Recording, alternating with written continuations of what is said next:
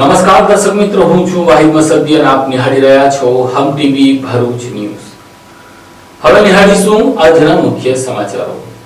અંકલેશ્વરના તાળફળિયામાં 4 જેટલા જુગારધામ ચલાવનારાઓએ સુરત, મુંબઈ, ભરૂચ સહિતના આજુબાજુના જિલ્લાઓમાંથી જુગારીઓને બોલાવી જુગારધામ ચલાવતા હતા। ત્યાં સ્ટેટ મોનિટરિંગ ટીમે રેડ કરીને સ્થળ પરથી 13 જુગારીઓને ઝડપી લીધા હતા, જ્યારે 60 થી વધુ જુગારીઓ ભાગી છૂટ્યા હતા। પોલીસે 3.5 લાખનો મુદ્દામાલ કબજે કરી 13 જુગારીઓ સામે જુગારધારાની કલમ મુજબ શહેર પોલીસ મથકમાં ગુનો દાખલ કર્યો હતો। 60 વોન્ટેડ જાહેર કર્યા હતા।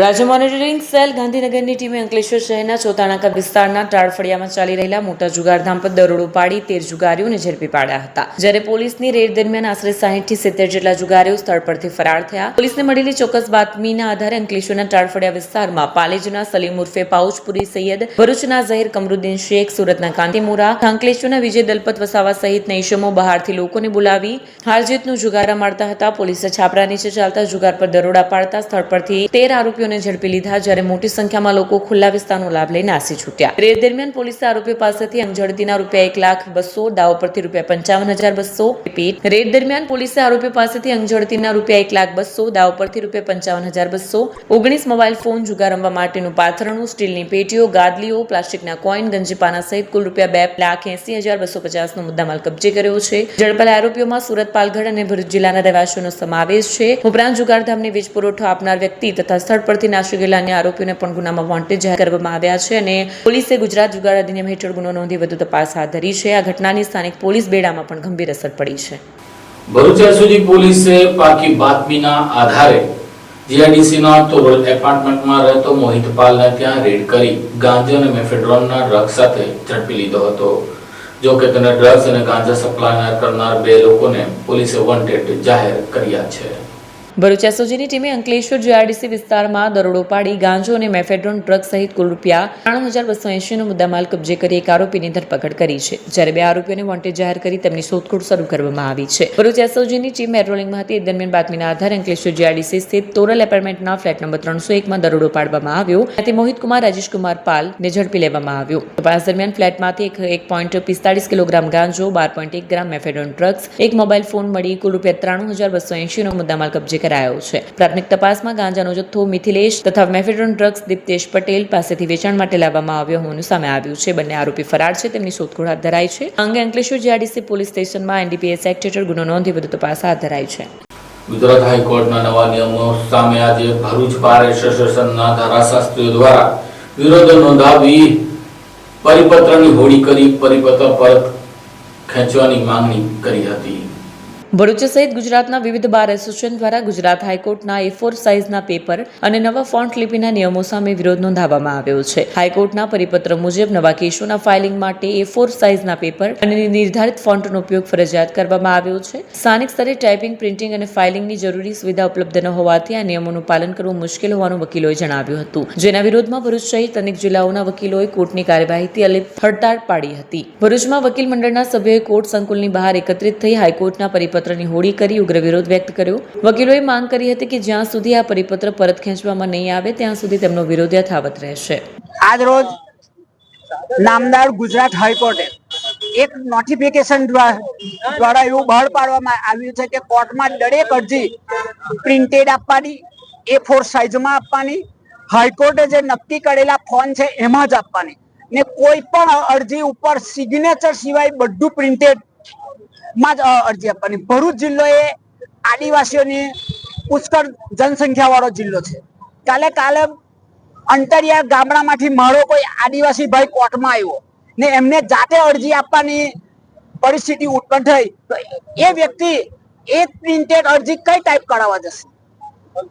આજ રોજ હાઈકોર્ટના આ નોટિફિકેશન થી એક અરજી ટાઈપ કરવાનો ચાર્જ ₹70 થઈ ગયો છે।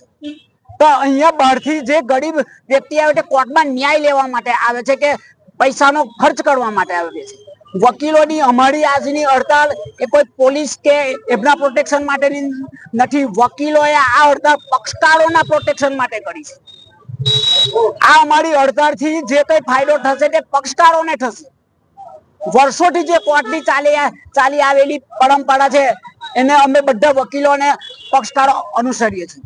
કોઈ પણ પરંપરાને તમારે તોડવી હોય તો એના માટે તમારે વકીલોને વિશ્વાસમાં લેવા પડે, એમની જોડે ચર્ચા કરવી પડે કે ભાઈ આવું અમે નોટિફિકેશન બહાર પાડીએ છીએ, આનાથી શું થશે.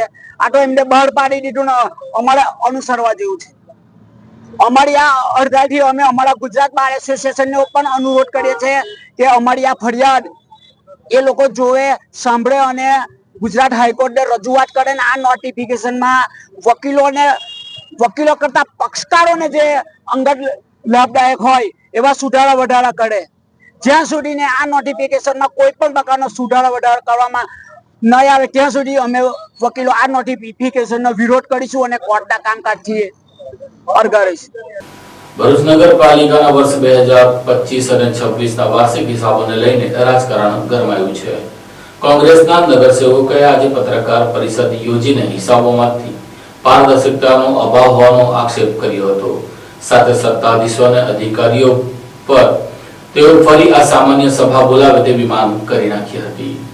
ભરૂચ નગરપાલિકાની સામાન્ય સભામાં વર્ષ 2025-26ના વાર્ષિક હિસાબો અંગે ચર્ચા દબાવી દેવામાં આવી હોવાનો કોંગ્રેસના ચૂંટાયેલા સભ્યોએ આક્ષેપ કર્યો છે. કોંગ્રેસ દ્વારા યોજાયેલી પત્રકાર પરિષદમાં જણાવાયું કે તારીખ 17 જુલાઈ 2026ની સામાન્ય સભામાં હિસાબો અંગે વિગતવાર ચર્ચા અને પુરાવા રજૂ કરવાની માંગ કરવામાં આવી હતી, પરંતુ સત્તાધારી પક્ષે હોબાળો મચાવી કોઈ ચર્ચા કે મતદાન વગર જ સભા પૂર્ણ કરી. કોંગ્રેસે વધુમાં આક્ષેપ કર્યો છે કે હિસાબોની માહિતી મેળવવા માટે નગરપાલિકા દ્વારા અંદાજે ₹70,000 ફી માંગવામાં આવી હતી, જ્યારે ગુજરાત નગરપાલિકા અધિનિયમ 1963 મુજબ ચૂંટાયેલા સભ્યોને આવી માહિતી નિઃશુલ્ક મેળવવાનો અધિકાર છે. કોંગ્રેસે ચેતવણી પણ આપી છે કે આગામી 17 દિવસમાં માંગણીઓ સ્વીકારવામાં નહીં આવે તો ઉગ્ર આંદોલન અને કાયદાકીય કાર્યવાહી કરવામાં આવશે. સમગ્ર મામલે ભરૂચ નગરપાલિકા ચીફ ઓફિસર હરીશ અગ્રવાલે સ્પષ્ટતા કરતા જણાવ્યું હતું કે વોર્ડ નંબર 1ના સભ્ય દ્વારા વર્ષ દરમિયાન થયેલા કામોની વિગતો, ટેન્ડરની નકલ સહિત 40,000થી વધુ પાનાની માહિતી માંગવામાં આવી હતી. આટલા મોટા પ્રમાણમાં ઝેરોક્ષ કરાવવા માટેનો ખર્ચ વસૂલવાનો પત્ર પાલિકાના નિયમો મુજબ જ આપવામાં આવ્યો હતો. વધુમાં તેઓએ જણાવ્યું હતું કે જો આ ખર્ચ પાલિકા ઉઠાવે તો જાહેર નાણાંનું આર્થિક નુકસાન થાય, તેથી નિયમ મુજબ જ કાર્યવાહી કરવામાં આવી છે. 17/7/2026ની ભરૂચ નગરપાલિકાની સામાન્ય સભામાં સત્તા પક્ષે લોકશાહીનું ખૂન કર્યું છે. કોઈ પણ જાતના હિસાબો રજૂ કર્યા સિવાય કે સંસાધનિક પુરાવા મૂક્યા સિવાય, ટેબલ કર્યા સિવાય, કોઈ પણ માહિતી આપ્યા સિવાય જે રીતે હોબાળો કર્યો અને રાષ્ટ્રગાનનું પ્રોટોકોલ જાળવ્યા વિના જે એમણે ભંગ કર્યો છે પ્રોટોકોલનો અને સભાને આટોપી લીધી, એ નગરપાલિકાના અધિનિયમનો ભંગ છે. ત્યારબાદ 18 તારીખે અમે સામાન્ય સભા રદબાતલ કરાવવા માટે પણ પત્ર લખ્યો.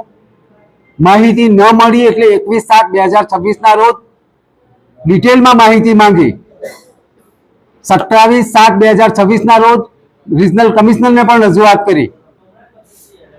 ગઈકાલ સુધી મિનિટ્સની માંગણી અમે કરતા હતા, મિનિટ્સ તો નથી આપી, પણ કાલે મને એક પત્ર એમના દ્વારા આપવામાં આવ્યો કે તમે જે માહિતી માંગેલી છે એ માહિતી માટે ₹70,000 ભરો. નગરપાલિકાના સભ્યને માહિતી આપવી જોઈએ અને કોઈ પણ જાતના ચાર્જ વિના. એમણે કોઈ પણ જાતનું બતાવ્યું નથી કેટલો ચાર્જ છે, કેટલા પાના છે ને કયા અધિનિયમ હેઠળ નગરપાલિકાના સભ્ય પાસેથી આ ચાર્જ વસૂલવા માટે એમણે હુકમ કરેલો છે. એટલે આ લોકશાહીનું ખૂન કરવા માટે હિસાબોનો ખુલાસો ના કરવો પડે, હિસાબો બતાવવા ના પડે. શું નગરપાલિકામાં વિપક્ષના સભ્યોને કોઈ હક નથી હિસાબ માંગવાનો? આ જનતાના પૈસા છે અને જનતાના પૈસાના હિસાબ માંગવા માટે આ વિપક્ષ હર ઘડી તૈયાર છે અને અમે આગળ પણ આંદોલન કરીશું, જનતા પાસે જઈશું, જનતા પાસે 70,000 ઉઘરાવીને આ જે ગેરકાયદેસર રીતે એમણે 70,000 માંગ્યા છે એ ભરવાની કોશિશ કરીશું અને અમે કાયદાકીય લડત લડવા પણ અમે તૈયાર છીએ. અમારે ડોક્યુમેન્ટ્સ આવે એટલે અમે આની આગળ કાર્યવાહી કરીશું. નિયમ પ્રમાણે શું નગરસેવક માહિતી માંગે તો પૈસા ભરવાનો હોય છે એવો કોઈ કાયદો? ના, એવો કોઈ કાયદો નથી. 75 અને 76 મુજબ બધી વસ્તુ એમને પ્રોવાઈડ કરવી પડે, બધા પુરાવા આપવા પડે, બતાવવા પડે અને માંગે તો આપવા પડે. પણ આ નગરપાલિકાની સામાન્ય સભા હોય ત્યારે એજન્ડા કાઢ્યા ત્યારે આ બધી ફાઇલો રેડી હોવી જોઈએ, બધી ફાઇલો તૈયાર હોવી જોઈએ. એટલે કોઈ પણ જાતની ફાઇલ તૈયાર ન હોવા છતાં એમણે સામાન્ય સભા બોલાવી અને સામાન્ય સભામાં જ્યારે અમે ખુલાસો પૂછ્યો એટલે કોઈ માહિતી આપવી ના પડે, એમની પાસે કંઈ રેડી ના હતું તે કંઈક છુપાવવા માટે એમણે આ ષડયંત્ર રચ્યું છે. તમે નગરસેવક તરીકે માહિતી માંગી હતી કે આરટીઆઈના નિયમ હેઠળ માંગી? અમે નગરસેવક તરીકે માહિતી માંગેલી છે અને આ નગરસેવક તરીકે જ અમે આ બધી માહિતી માંગેલી છે. 10 પેજમાં માહિતી માંગેલી છે વાર્ષિક હિસાબ 2025-26 માટે.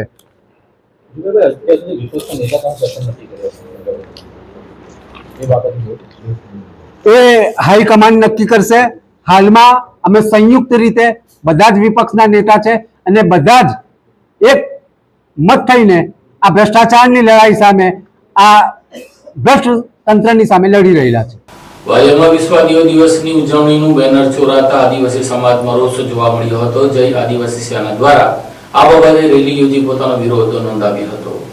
ભરૂચ જિલ્લાના અનુસૂચિત પશ્ચિમ વિસ્તારમાં આવતા વાલિયા તાલુકા મથકે જય આદિવાસી સેના દ્વારા એક વિશાળ વિરોધ રેલીનું આયોજન કરવામાં આવ્યું. સંયુક્ત રાષ્ટ્રસંઘ દ્વારા જાહેર કરાયેલ 9મી ઓગસ્ટ વિશ્વ આદિવાસી દિવસ નિમિત્તે જય આદિવાસી સેના દ્વારા ગત તારીખ 2/8/26 ને રવિવારના રોજ વાલિયાના જૂના જનસેવા કેન્દ્રની દિવાલ નજીક એક બેનર લગાડવામાં આવ્યું, પરંતુ તારીખ 3/8/26 ની રાત્રે અસામાજિક તત્વો દ્વારા બેનરની ચોરી કરવામાં આવી. વિશ્વ આદિવાસી દિવસના બેનરની ચોરી થવાથી સમગ્ર આદિવાસી સમાજ અને તેમની અસ્મિતાનું અપમાન થયું હોવાની લાગણી સાથે સમાજમાં ભારે રોષ વ્યાપી ગયો હતો. આદિવાસી સમાજને બંધારણ તરફથી મળેલા વિશેષ હક અને અધિકારોનું હનન થતા દોષિતોને તાત્કાલિક ઝડપી પાડી તેમની સામે કાર્યવાહી કરવામાં આવે તથા આદિવાસી સમાજ સમક્ષ જાહેરમાં માફી માંગવામાં આવે તેવી સ્પષ્ટ માંગ સાથે રેલી યોજવામાં આવી.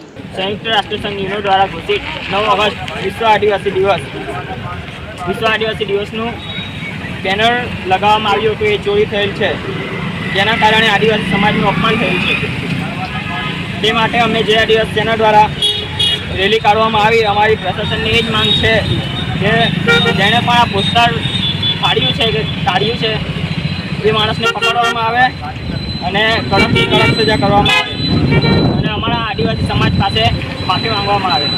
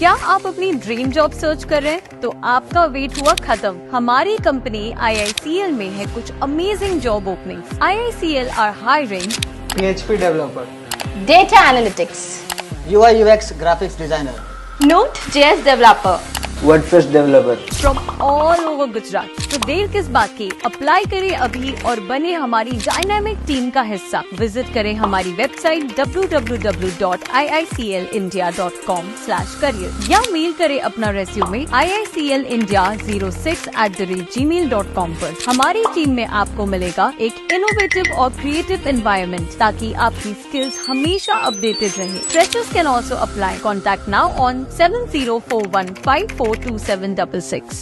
ભરૂચ તાલુકાના કંથારા ગામમાં આવેલી ઝકરિયા મસ્જિદ બહારથી પાર્ક કરેલી બાઇકની ચોરીની ઘટના સીસીટીવીમાં કેદ થઈ હતી, જેને લઈને બાઇક ચોરનારને સ્થાનિક લોકોએ ઝડપી લઈને પોલીસના હવાલે કર્યો હતો. ભરૂચ તાલુકાના કંઠારા ગામમાં આવેલી ઝાકરિયા મસ્જિદ બહારથી મોટરસાયકલ ચોરીનો બનાવ સામે આવ્યો છે. આ ઘટના નજીકના સીસીટીવી કેમેરામાં કેદ થઈ હતી. ગ્રામજનોની સતર્કતાના કારણે ચોરી કરનાર શખ્સને શોધી કાઢી પોલીસને સોંપવામાં આવ્યો છે. કંઠારા ગામના સલમાન અકુબત ગતરોજ રાત્રે ઈશાની નમાઝ અદા કરવા ઝકરિયા મસ્જિદ ખાતે પોતાની મોટરસાયકલ નંબર GJ16DL 2950 લઈને ગયા. બાઇક મસ્જિદ બહાર પાર્ક કરી નમાઝ માટે પ્રવેશ કર્યો. દરમિયાન એક અજાણ્યો શખ્સ મસ્જિદ બહાર પહોંચ્યો. થોડા સમય મોબાઈલ ફોન પર વાત કરવાનો દેખાવ કર્યા બાદ પાર્ક કરેલી મોટરસાયકલ પર બેસી ચાલુ કરી ફરાર થયો. નમાઝ પૂર્ણ થયા બાદ સલમાન અકુબત બહાર આવ્યા ત્યારે તેમની મોટરસાયકલ સ્થળ પરથી ગુમ થવાનું જાણવા મળ્યું. આસપાસ શોધખોળ છતાં બાઇક ન મળતા નજીકમાં લગાવેલા સીસીટીવી કેમેરાના ફૂટેજ તપાસવામાં આવ્યા. ફૂટેજમાં લીલા રંગનું શર્ટ પહેરેલો એક વ્યક્તિ મોટરસાયકલ ચોરી કરી લઈ જતો સ્પષ્ટ દેખાયો. સીસીટીવી ફૂટેજ વાયરલ થતા કેટલાક ગ્રામજનોએ શખ્સને ઓળખી તેની શોધખોળ હાથ ધરી. બાદમાં તેને ઝડપી પાડી ભરૂચ તાલુકા પોલીસ મથકના હવાલે કરવામાં આવ્યો. પોલીસ આરોપીની અટકાયત કરી વધુ તપાસ હાથ ધરી છે. અંકલેશ્વર LCB પોલીસે કારમાંથી વિદેશી દારૂ લઈને જતા 3 લોકોને ઝડપી લીધા હતા. પોલીસે 3 લાખનો મુદ્દામાલ કબજે કર્યો હતો. પોલીસ પાસેથી મળતી માહિતી મુજબ LCBનો સ્ટાફ પેટ્રોલિંગમાં હતા ત્યારે બાતમી મળી હતી કે JJ18EC 6251 નંબરની સફેદ સ્વિફ્ટ કારમાં વિદેશી દારૂનો જથ્થો ભરી વાલિયા ચોકડીથી ગડખુલ પાટિયા તરફ જવાઈ રહ્યું છે. બાતમીના આધારે પંચોને સાથે રાખીને LCB કચેરી નજીક વોચ ગોઠવવામાં આવી. બાતમીવાળી કાર આવતા તેને રોકી તપાસ કરાઈ. કારમાંથી યુગ અજયસિંહ, અશ્વિન રમેશ વસાવા અને સંદીપ ભરત વસાવા મળી આવ્યા. તપાસ દરમિયાન કારમાંથી પાસ પરમિટ વગરનો ભારતીય બનાવટનો વિદેશી દારૂ મળી આવ્યો. નાની મોટી દારૂ બોટલો કિંમત ₹1406, સ્વિફ્ટ કાર કિંમત 3 લાખ, કુલ મળી 3,01,406 નો મુદ્દામાલ જપ્ત કર્યો છે અને 3 આરોપીઓ સામે ગુનો નોંધી તપાસ હાથ ધરી છે. અંકલેશ્વર શહેરની નવનગર વિસ્તારમાં શહેર પોલીસે રેડ કરી 5 જુગારીઓને ઝડપી લઈ 17,000 નો મુદ્દામાલ કબજે કર્યો હતો.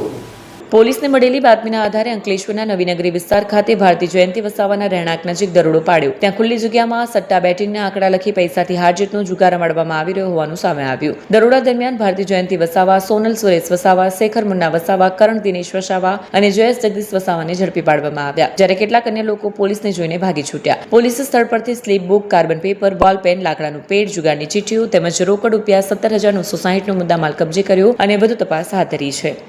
અંકલેશ્વરના ઉમરવાડા ગામે ખુલ્લી જગ્યામાં જુગાર રમનાર 4 જુગારીઓને પાનોલી પોલીસે ઝડપી લીધા હતા.